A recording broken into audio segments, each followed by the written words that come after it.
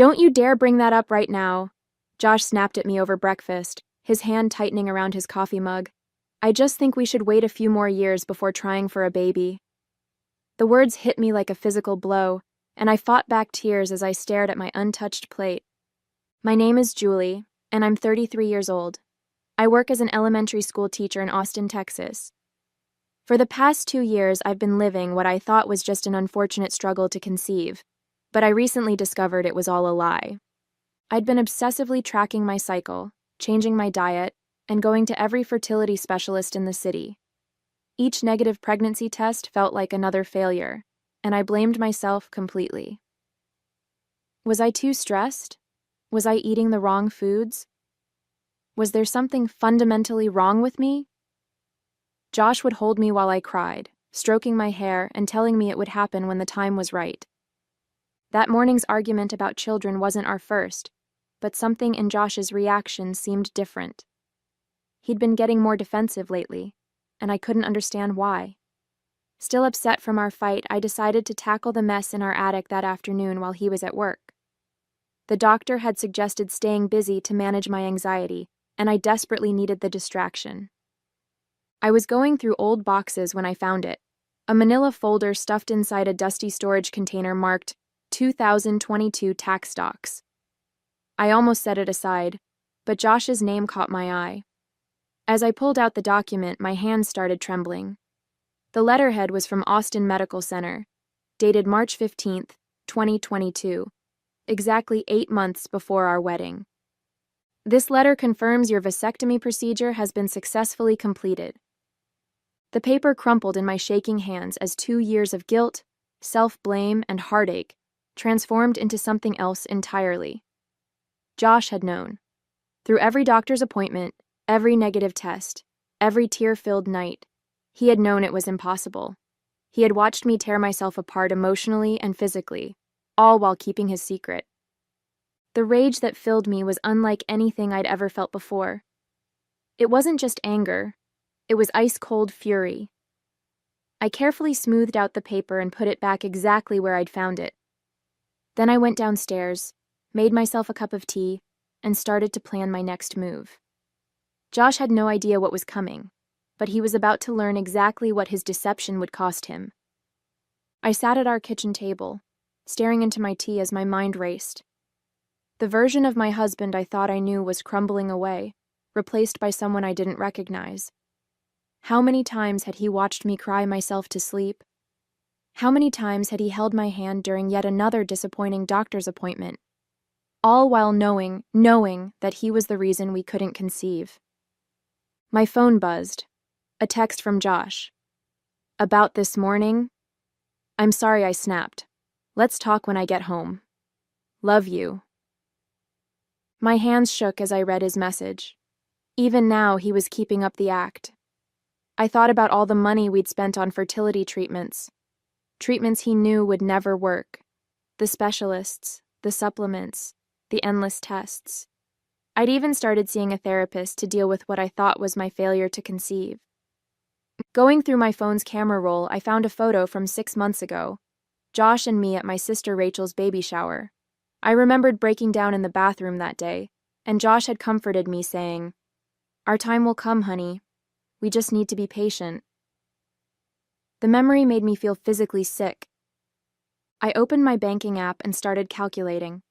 Between medical bills, fertility treatments, and specialists, we'd spent over $15,000 in the past 2 years. Money that could have gone toward a house down payment, or travel, or literally anything else. Instead, it had been wasted on a lie. But confronting him immediately would be a mistake. Josh was clever. He'd manipulated me for years, letting me believe I was the problem. If I showed my hand too soon, he'd find a way to twist this around. Maybe even make me doubt what I'd found. No, I needed to be smarter than that. I needed a plan. I pulled out my laptop and started researching divorce lawyers. Then I remembered Sarah, my college roommate who now worked as a financial advisor. She'd helped another friend through a messy divorce last year. I made a note to call her tomorrow. Josh's betrayal wasn't just about the vasectomy or the lies. It was about the years of watching me suffer, letting me blame myself, all while playing the role of the supportive husband. He'd stolen my time, my money, and my trust. But most importantly, he'd stolen my choice about my own future. Well, now I was taking that choice back. I heard Josh's car pull into the driveway around 6. Taking a deep breath, I rehearsed my composure one last time. I had already put away all evidence of my afternoon discovery, making sure everything in the attic was exactly as it had been. The house smelled like the cannelloni I'd thrown together, his favorite meal, though now the thought of cooking for him made my stomach turn. "Something smells amazing," he called out as he walked in, briefcase in hand. He came up behind me and tried to kiss my cheek, but I shifted away, pretending to need something from the cabinet. "About this morning," he started, his voice gentle. "I know you're frustrated. Maybe we could look into more natural fertility treatments. I've been reading about this holistic doctor." I almost laughed at the absurdity. Here he was, suggesting yet another dead-end treatment, knowing full well why nothing would work. Instead, I forced a smile. "Maybe you're right about waiting," I said, watching his reaction carefully. "We could take a break from trying." The relief that flashed across his face was subtle, but I caught it. "I think that would be good for us," he said, reaching for my hand. "You've been so stressed lately." Stressed. Right, because that was the problem. Not his secret vasectomy. Over dinner, I let him dominate the conversation, talking about his day at the real estate office, nodding at appropriate intervals. All I could think about was the call I'd made to Sarah while he was at work. She'd given me the name of an excellent divorce attorney and advised me to start gathering financial documents. "I was thinking," I said carefully, pushing my food around my plate, "maybe I should look for a better paying teaching position. You know, for when we do start our family." Josh smiled encouragingly. "That's a great idea, honey. You're such a wonderful teacher. Any school would be lucky to have you." The ease with which he played along made my blood boil. I'd also need to start documenting his lies, Sarah had said. Everything could be useful in divorce proceedings. "I might stop by the bank tomorrow," I continued. "Look into our savings options." "I can handle the finances," he said quickly. Too quickly. "You don't need to worry about that." But I did need to worry, because according to Sarah, Josh had been moving money between accounts for months. Small amounts, nothing obvious, but it added up. Had he been preparing for the day I discovered his secret? Or was this just another layer of his deception? I watched him eat his cannelloni, chatting about his plans for the weekend, and felt something harden inside me. He thought he had everything under control. He thought he could keep manipulating me forever. He had no idea what was coming. The next morning, I called in sick to work. As soon as Josh left for the office, I drove to meet with Patricia Walker, the divorce attorney Sarah had recommended. Her office was in downtown Austin, in one of those sleek high-rises that made me feel underdressed just walking through the lobby. "Your friend Sarah filled me in on the basics," Patricia said, gesturing for me to sit. She was maybe in her 50s with sharp eyes and an even sharper blazer. "But I need to hear everything from you." I pulled out the manila folder I'd photographed in the attic. As I recounted the past 2 years, the fertility treatments, the deception, the financial irregularities Sarah had noticed, Patricia took detailed notes. Her expression remained neutral, but I saw her jaw tighten when I mentioned the dates. "He had the vasectomy before your wedding," she said, "and never disclosed it?" I nodded, fighting back tears. He watched me go through all those treatments, knowing. "That's more than just deception," Patricia interrupted, her voice firm. "He allowed you to spend substantial amounts on medical procedures he knew couldn't work. There's a strong case for financial fraud here." She pulled out a legal pad and started writing. "First, we need to secure your finances. Open a new account at a different bank, one he's never used. Start moving small amounts of money. Nothing that would raise red flags." "What about the vasectomy paperwork?" I asked. "Should I take it?" Patricia shook her head. "Don't remove anything from the house yet. We'll subpoena those records directly from the medical center. More importantly, We need to document any new lies. Texas is a one-party consent state for recordings, which works in our favor. My hands were shaking as I took notes. Everything felt surreal, like I was planning a military operation instead of dismantling my marriage. One more thing, Patricia added, her expression softening slightly. Don't confront him yet. Men like your husband, they're good at manipulation. If he realizes you know, he'll start covering his tracks. I left Patricia's office with a detailed action plan and a strange sense of calm. My first stop was the bank, where I opened a new account and applied for a credit card in just my name. Then I visited my doctor's office to get copies of all my fertility treatment records, proof of the thousands we'd spent on procedures Josh knew were pointless. When I got home, I had a text from Josh. Heard you were sick? Want me to pick up soup on my way home? I stared at his message, remembering all the times he'd played the caring husband. The morning sickness remedies he'd bought me when I thought I might be pregnant. The foot rubs after disappointing doctor's appointments. The shoulder to cry on when every test came back negative. That would be nice, I texted back, adding a heart emoji for good measure. Two could play at this game of pretend. I spent the rest of the afternoon going through our files, photographing everything that might be important. Bank statements, tax returns, investment accounts. I found a drawer full of real estate documents, properties I'd never heard of. Josh had been busy with more than just his vasectomy secret. Just wait, I whispered to myself, carefully replacing each file. Just wait. The following week was an exercise in self-control. Every morning I'd kiss Josh goodbye as if nothing had changed. Every evening I'd listen to his stories about work, nodding and smiling while secretly documenting everything. The voice recorder app on my phone became my constant companion. Sarah's investigation into our finances revealed more than just Josh's minor money movements. There were 2 investment properties I'd never known about, purchased the year before our wedding. The down payments came from an account I didn't have access to. When I mentioned this to Patricia, she immediately filed for additional financial discovery. Your husband's been planning this for a while, she said during our follow-up meeting. These properties, the vasectomy, the separate accounts, it's a pattern of deliberate deception. But the real shock came when I received a call from Dr. Martinez, my fertility specialist. I'd asked her office to send over my complete medical records, but there was a problem. Mrs. Anderson, I noticed something unusual while reviewing your file, she said, her voice careful. Your husband called our office several times requesting we delay certain treatments. He said you were having anxiety about the procedures and needed more time. My hand tightened around the phone. He what? He specifically asked us to push back your hormone therapy appointments, said you weren't emotionally ready. She paused. Given what we know now, I felt you should be aware. I thanked her, hung up, and barely made it to the bathroom before throwing up. Josh hadn't just passively watched me suffer. He'd actively interfered with my treatment. All those rescheduled appointments I'd blamed on the clinic's busy schedule had been his doing. That evening, Josh brought home takeout from my favorite Thai place.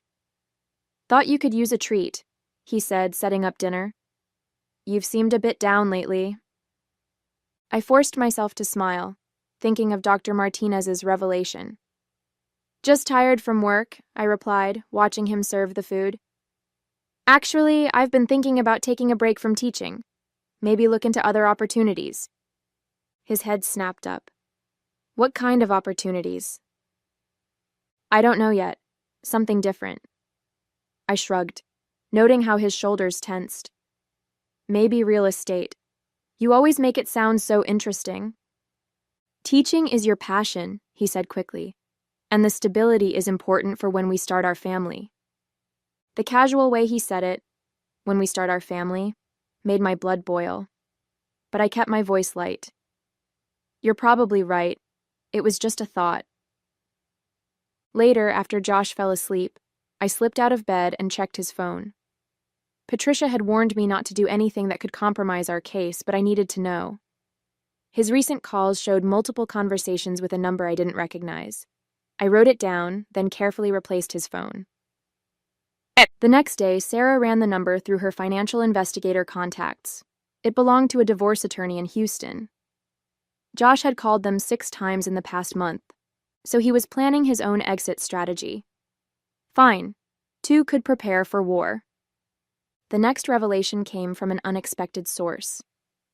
I was picking up coffee at our usual spot when Maria, the barista who had worked there throughout my fertility struggles, pulled me aside. "I've been wanting to tell you something," she said, glancing around nervously. "Your husband comes here sometimes with a woman. I thought maybe it was work-related, but—" My heart stuttered. "But what?" "Last week I overheard them talking about property investments and divorce lawyers. She was saying something about making sure you didn't find out about certain accounts before everything was in place." Maria touched my arm. "I know it's not my place, but after seeing you go through so much—" I thanked her and sat in my car, hands gripping the steering wheel. Sarah had mentioned a woman's name appearing on some of the property documents, Rebecca Wilson, a fellow real estate agent at Josh's firm. Now it all made sense. That afternoon I met with Patricia again. "We need to move faster," I said, showing her the notes I'd gathered. "He's planning something with his colleague." Patricia nodded, reviewing the information. "Actually, this works in our favor. We've gathered enough evidence of financial misconduct to file for emergency orders. We can freeze the accounts he's been hiding." "What about the vasectomy evidence?" "The medical center confirmed the procedure date, 8 months before your wedding, just as you discovered." She leaned forward. "Julie, we have him on multiple fronts: financial fraud, medical manipulation, and marital deception. The question is, how do you want to proceed?" I took a deep breath. "I want him to feel as helpless as I did. I want him to understand what it's like to have everything pulled out from under him." "Then let's plan this carefully. The element of surprise is crucial." That evening, Josh was working late again, probably with Rebecca. I used the time to put the final touches on my escape plan. I'd already secured a small apartment, paid for in cash through a friend of Sarah's. I had copies of all important documents and records of every lie he'd told over the past 2 years. The next morning, Josh was especially attentive, making breakfast and asking about my plans for the day. "Actually," I said, maintaining my best innocent expression, "I was thinking about looking into those natural fertility treatments you mentioned. Maybe you could come with me to the consultation?" The panic that flashed across his face was almost comical. "Oh, honey, work is really busy right now with this new development project." "The one with Rebecca Wilson?" I asked casually, watching him freeze. "You've been putting in a lot of hours on that." "It's a complicated deal," he said carefully. "Lots of moving parts." I bet there were. That night I lay awake beside him, listening to his steady breathing. Tomorrow all the pieces would be in place. Patricia was ready with the court filings. Sarah had documented every hidden account and suspicious transaction. Even Dr. Martinez had provided a detailed statement about Josh's interference with my treatments. Soon, he would understand exactly what it felt like to have your whole world exposed as a lie. I chose Sunday morning for the confrontation. Josh was sitting at our kitchen table drinking coffee and checking his phone, completely unaware that his carefully constructed world was about to implode. "Hey, I found something interesting in the attic," I said, placing the vasectomy paperwork on the table. "Want to explain this?" The color drained from his face. His coffee cup clattered against the saucer as he reached for the document with trembling hands. "Julie, I can explain." "Explain what?" "How you had a vasectomy 8 months before our wedding, or how you watched me blame myself for 2 years while knowing it was physically impossible for me to get pregnant." He stood up, desperation replacing shock. "I was going to tell you." "When?" I cut him off. "After how many more fertility treatments? After how many more nights of watching me cry myself to sleep?" My voice was steady, even as rage coursed through me. "Or were you waiting until you and Rebecca finalized your exit strategy?" His head snapped up at Rebecca's name. "How did you—" "I know everything, Josh. The hidden properties, the secret accounts, the calls to the divorce attorney in Houston. While you were playing your games, I was building a case. A case? His voice cracked. Check your email. Our lawyers can handle the communication from now on. I turned to leave, then paused. Oh, and the accounts you've been hiding? They're frozen. Good luck explaining those to the judge. Josh scrambled after me as I walked toward the door, his composure completely shattered. You can't do this to me. Those properties, those accounts, they're mine. Actually, I turned to face him, according to Texas marriage laws, they're marital assets you illegally concealed. Patricia says the judge will be very interested in that, along with the evidence of your medical deception. His face contorted with anger. You went through my private medical records? The accusation was so hypocritical I almost laughed. Like how you called Dr. Martinez's office to delay my fertility treatments, or how you and Rebecca have been planning your own divorce strategy. That's different, he started, but I cut him off. You're right. It is different. Because while you were destroying my trust and watching me suffer, I was gathering evidence. Every lie, every hidden account, every manipulative action. It's all documented. His phone started buzzing. From his expression, I knew he was receiving the legal notifications about the frozen accounts. He stared at the screen, face growing paler. I trusted you, I said quietly. I loved you. And you let me think there was something wrong with me while knowing the truth the whole time. Julie, please, we can work this out, he begged, his voice cracking. I'll explain everything. I picked up my pre-packed bag from behind the door. You can explain it to the judge. I'm sure they'll be very interested in hearing why you spent 2 years watching your wife undergo fertility treatments after getting a secret vasectomy. As I walked out, I heard him collapse into a chair, his world crumbling just like mine had in that attic.